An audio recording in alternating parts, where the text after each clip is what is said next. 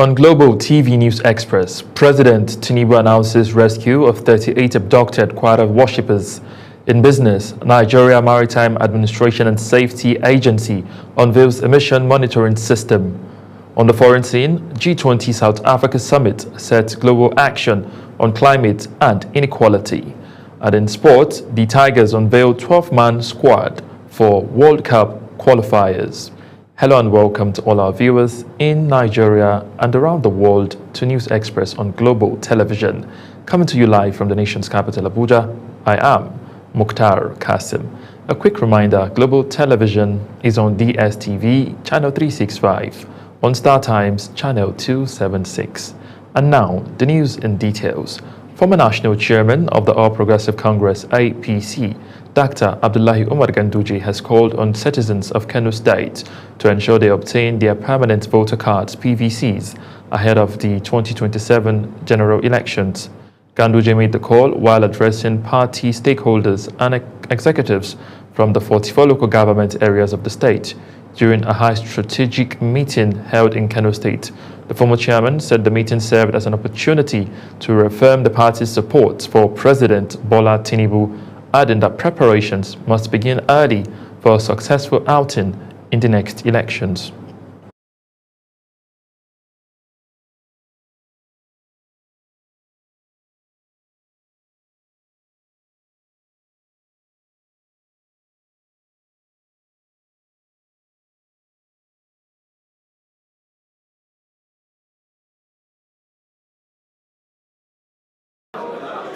As we are moving towards 2027, there is need for us to ensure that there is complete unity in our party. Unity from top to bottom. We have to ensure that there is solidarity for our party and solidarity to the federal government of the Federal Republic of Nigeria, under the leadership of President Bola Ahmed Tinubu. Also, the purpose of the meeting is to ensure a new commitment as according to the renewed home agenda. So members of our party, the delegates, they have shown their commitment.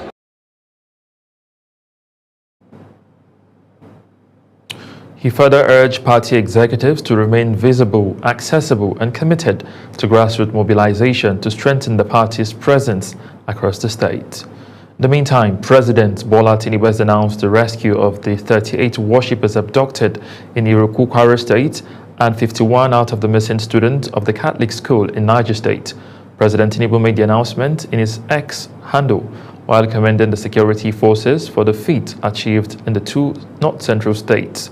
Tinubu assured Nigerians that security of lives and properties will be guaranteed under his watch. President Bola Tinubu has given assurance to Nigerians that the recent surge in violent attacks and insecurity will not be allowed to destabilize the nation. He says the government is taking decisive action to protect citizens and restore peace. The president made the remarks during an extended high-level security session at the State House in Abuja. Kike Lomo has the details. The high-level security meeting brought together top defense and intelligence officials, the service chiefs, the Inspector General of Police, Kayode Egbetokun, and the Director General of the Department of State Service, Oluwatosin Adeola Ajayi. Addressing State House correspondent, the Chief of Army Staff, Major General Waheed Shaibu, says the high-level meeting reflects the President's ongoing engagement with security stakeholders to accelerate rescue operations, strengthening counter-kidnapping efforts, and restore stability across the nation. Presently, we are receiving very good, positive news from Kwara State, where the entire 38 people that were abducted have been reunited with their families. And progress is also made from Niger State, whereby we have about 51 of those students that have now reunited with their families. For Kebbi State, efforts are also yielding positive results. Progress is being made substantially in that aspect. The Inspector General of Police, Kayode Egbetokun, says, in the view of the current security challenges facing the country, President Tinubu is desirous of boosting police presence in all communities. The President ordered the withdrawal of police officers currently providing security for very important persons in the country. Emergency meeting of the service chief with the Inspector General of Police with Mr. President is to review recent incidents of abduction of school children in Kebbi and in Niger, an attack on vulnerable communities. Went further to give orders to us, orders which include the immediate action to free the police from VIP protection and provide more men for the ongoing fight. With coordinated action from the nation's security agencies and the President's direct oversight, the government assures Nigerians that restoring peace and safeguarding lives remains its top priority. Kike Lomo Okeri, Global Television News. The People's Democratic Party, PDP, has expressed worry over the rise in insecurity across the country. This comes as over 300 students and staff were abducted in Niger State and 25 students kidnapped in Kebbi within 1 week. Our correspondent, Obong Usoro, has the details. Humanity in the occupied Jammu and Abductions in parts of the country has heightened fear among parents and forced the closure of some schools. Students, security experts warn that the trend is deepening public anxiety and worsening the nation's security outlook. Zara Unasir examines the situation in this report. The growing incidents of school abductions have once again placed insecurity at the center of national concern.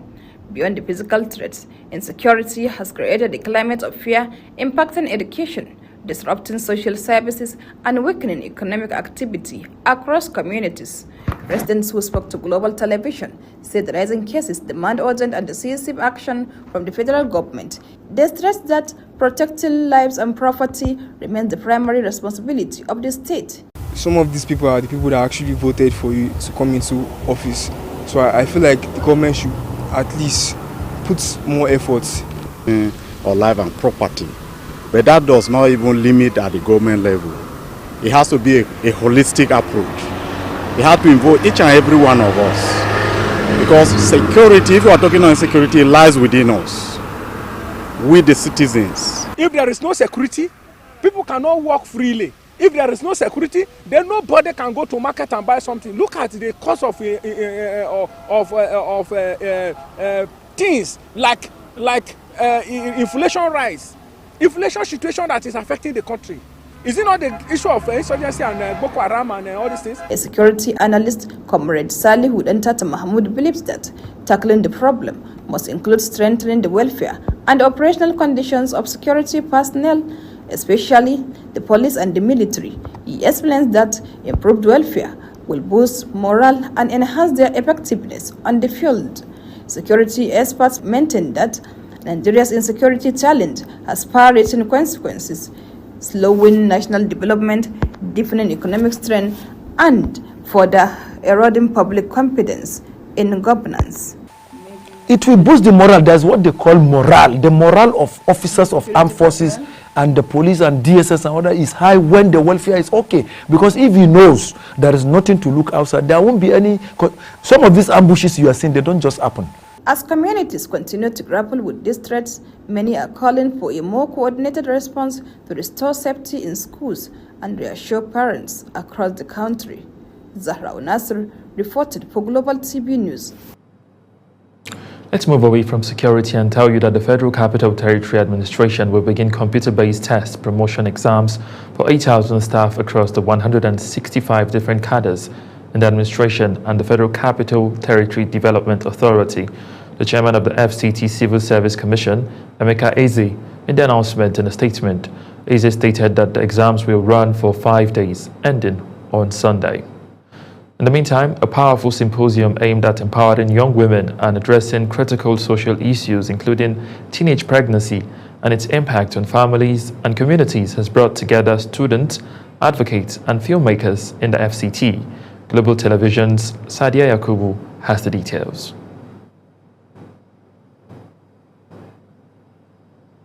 It was an afternoon of reflection, dialogue and advocacy as women and youth gathered for Women's Voices in Focus, a symposium and film screening dedicated to amplifying the stories and struggles of girl child. Convener and film producer Maimuna Abaji Yahya said education remains the most powerful tool for empowering girls, with the theme, Hear Her Story, Women's Voices Amplified. She appealed to parents, most especially mothers, to listen to their daughters rather than reject them, stressing that many teenage mothers face harsh discrimination that can lead to depression or even suicide. And as an actor and a movie producer, I am looking at producing my next movie on the issue of unwanted pregnancies, teenage unwanted pregnancies. You would wonder why I am particular about that. It bothers me to know that when a woman gets pregnant out of wedlock too early, it becomes her crime. There is stigmatization and isolation that goes with it. Maimuna also urged teenagers to prioritize self-development and avoid risky behavior, emphasizing that guidance is needed for both girls and boys. Artistic director of NESPA Art Studio, Adejo Ibrahim, described teenage pregnancy as an issue that requires open conversation. He said the problem is deeply connected to parenting, exploitation, and the victimization of young people, all of which must be confronted to protect the next generation. Teenage pregnancy, as we know, is one of the major challenges that we are facing in our society. It borders on parenting, it borders on child molestation and victimization. It is also one of those issues that have continued to lead to social dysfunctionality of some young people and even adults today. The event drew students from several secondary schools as well as dignitaries from across the country, all united in the call to uplift women's voices and promote safer, healthier communities. Sadia Yakubu, reporting for Global Television News. Live broadcast of News Express. When News Express returns, United States and Ukraine announces update framework to end Russia's war. Details coming shortly, plus business and sports stories on the other side of this break. Please stay with us.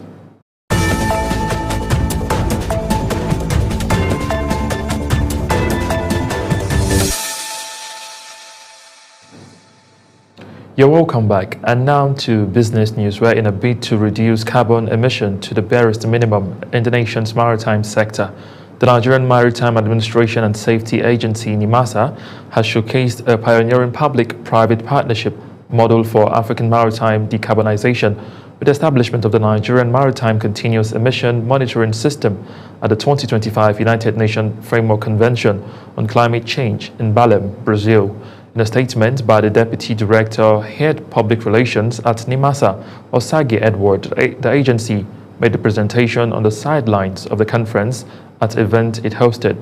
The statement added that the event highlighted Nigeria's commitment to advancing the International Maritime Organization's energy transition strategies through digital innovation.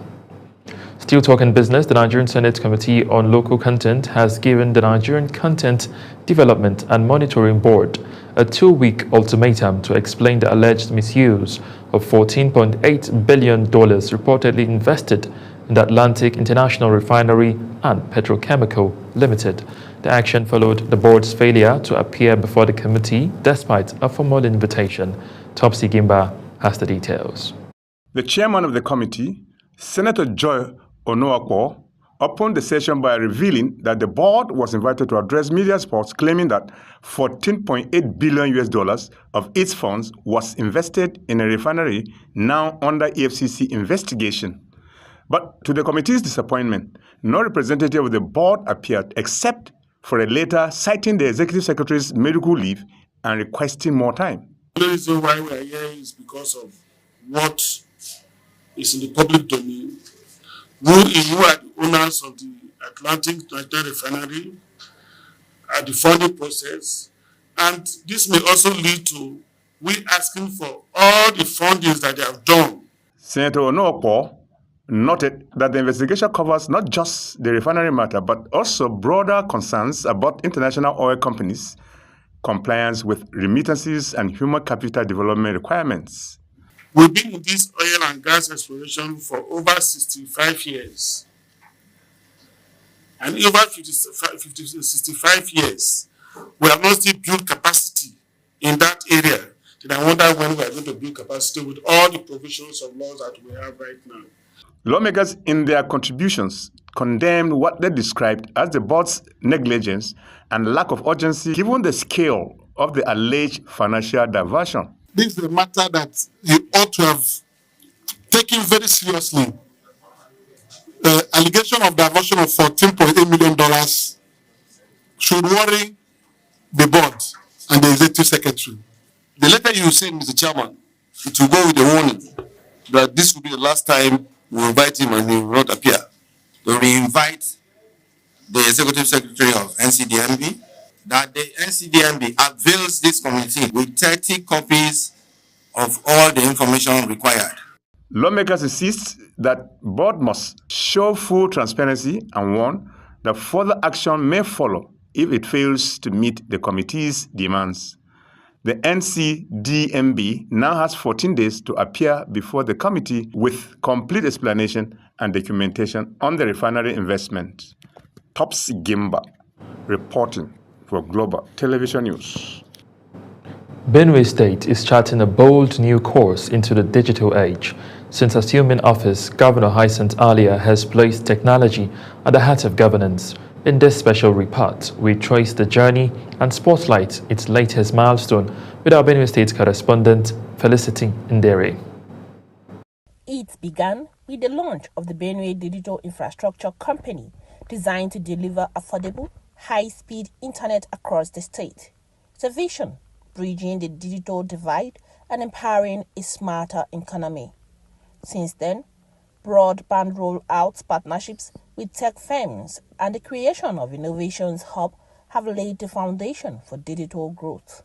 We are fostering a future-ready civil service that can adapt to the demands of the rapidly evolving world. And this training initiative is a commitment to strengthening our public sector, making governance more accessible and effective for the people of Benue State. A lot is being dependent on it now in terms of early warning detection, in terms of surveillance, how to fuse in certain operations that probably might not be ordinarily something that will be in the public. A major focus has been skills development. Thousands of young people have enrolled in coding, digital entrepreneurships, and innovation boot camps. Not just bringing this training by giving us the training and giving us certificate, but that there are a lot of opportunities from international companies. My goal with this program is to ensure that companies are sure that their data, their information in their company is safe. 102 pioneer students graduated from the BDIC Summer Tech Training and were inducted as the digital ambassadors, as government also launched the One Student, One Skill, One Computer initiative with personal tablets for each student. Our government has made remarkable progress in digital infrastructure.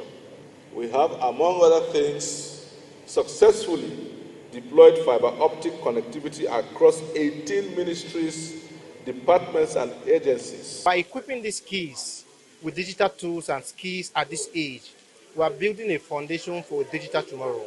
And then we are expecting to scale this to 23 local governments in the next session. With these steps, Benue is positioning itself as a hub for digital innovation, shaping a new generation of tech survey entrepreneurs and unlocking opportunities for growth. Felicity Ndere, reporting for Global TV News, Makudi. And now to news making rounds on the foreign scene. With a strike of the symbolic gavel, South African President Cyril Ramaphosa has closed the first G20 summit to be held on the African continent. The gathering broke with traditions by issuing a leaders' declaration on the opening day of talks despite fierce opposition from the United States. It has been critical of a South African agenda for the G20 that largely focused on climate change and global wealth inequality. Ramaphosa said the declaration from this weekend's summit reflects a renewed commitment to multilateral cooperation. In the meantime, the United States and Ukraine have announced a revised framework for ending the Russia-Ukraine war after an earlier proposal by Washington drew criticism for being too favorable to Moscow. United States and Ukrainian officials said they have agreed to any deal to end Russia's war to fully uphold Ukraine's sovereignty as they unveiled an updated and refined peace framework that was scant on details. Washington and Kyiv also reiterated their readiness to keep working together to secure a peace that ensures Ukraine's security, stability, and reconstruction. And now to sport, where Nigeria has named a 12-man squad for the first window of the 2027 FIBA Basketball World Cup African qualifiers as the Tigers prepare to open their campaign in Tunis. Coach Abdurrahman Mohammed confirmed the roster ahead of the team's departure, with Nigeria set to begin their Group C fixture against host Tunisia on Thursday. The group also includes Rwanda and Guinea, with matches scheduled against them on November 29 and 30, respectively. Still talking sport, as the last Women's Football International window in 2025 begins, 10-time African champions, the Super Falcons, are at risk of missing the opportunity to regroup, as the Nigeria Football Federation is still making frantic efforts to organize friendly matches for the team. The international break runs from Monday, November 24 to Tuesday, December 2nd, allowing countries to play at least 2 matches. Now, while Nigeria is yet to reorganize any official match for the window, Ghana have booked a date with England on December 2nd. As Global TV News Express comes to an end, here is a recap of our top stories. On Global TV News Express, we brought to you that President Bola Tinubu has announced the rescue of the 38 worshippers abducted in Iruku, Kwara State, and 51 out of the missing students of the Catholic school in Niger State. In business, in a bold bid to reduce carbon emission to the barest minimum in the nation's maritime sector, the Nigerian Maritime Administration and Safety Agency has showcased a pioneering public-private partnership model for the African maritime decarbonization with the establishment of the Nigerian Maritime Continuous Emission Monitoring System at the 2025 UN Framework Summit in Brazil. From the foreign scene, we brought to you that with the strike of the symbolic gavel, South African President Cyril Ramaphosa has closed the first G20 summit to be held on the African continent. And in sport, Nigeria has named a 12-man squad for the first window of the 2027 FIBA Basketball World Cup African qualifiers as the Tigers prepare for the opening of their campaign in Tunis. That's it on News Express. A quick reminder that Global Television is on DSTV channel 365 and on Star Times channel 276. Kindly follow us across all social media platforms now showing on your screen using our Global TV NG. I am Mukhtar Kasim. Thank you for watching.